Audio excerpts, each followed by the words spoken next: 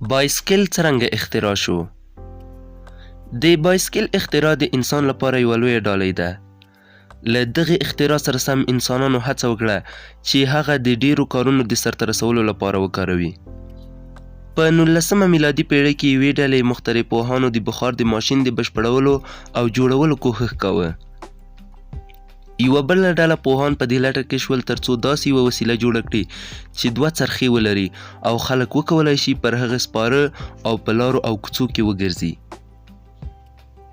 د لومړي ځل لپاره الماني براون وین درایزن په 1819 میلادي کال کې بایسکل چې په دوه پایو ګرځي جوړ کړ. خلکو دغه بایسکل د خپل مخترع درایزن په نوم ونوماوه. دغه بایسکل دوه پایې لرلې او د لرګۍ د یوې میلې په وسیله باندې چې یو له بل سره وصل شوی و جوړ و.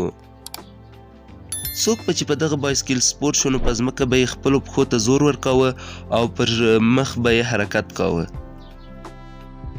دا داسې جوړ شوی و چې په اسانۍ سره به راتاوېده او دوره به یې وهله.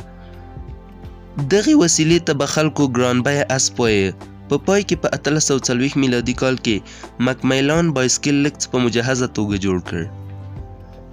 په 1864 عیسوي کال کې فرانسوي لاتمنت داسې بایسکل جوړ کړ چې دواړو خواو ته یې د سپرلۍ لپاره رکابونه یعنې پایډلونه د پښو ایښودلو لپاره لرل. دواړه پایې یا څرخونه له فولادو نه جوړ شوي وو. وروسته دې ته پاملرنه وشوه که د مخکني څرخې قطر زیات شي نو په سرعت کې زیاتوالی رامنځته کیږي. د سیالیو لپاره داسې بایسکلونه جوړ شول چې مخکنۍ پایه به یې ډیره غټه او شاتنۍ کوچنۍ وه. د مخکنۍ پایې قطر یې د 3.5 متره او د وروستنۍ هم 10 سانتي متره وه. چا به چې بایسکل چلاوه نو د غورځېدلو خطر به ورته متوجه و. وروسته پکې نور نوښتونه او پرمختګونه رامنځته شول.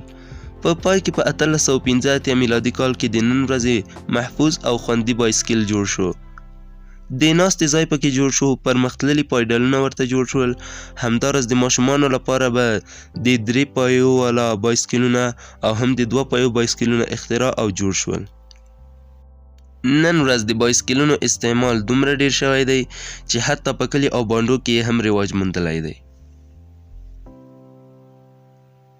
ډیره زیاته مننه چې د دې ویډیو تر پای پورې مو زموږ ملتیا وکړه. که مو له داسې ډول ویډیوګانو سره مینه وي نو زموږ یوټیوب چینل در سره سبسکرایب کړئ، د زنګ بټنه فعاله کړئ ترڅو زموږ له نوې ویډیوګانو څخه خبر شئ. تر بلې ویډیو پورې ښې چارې او ښه ژوند.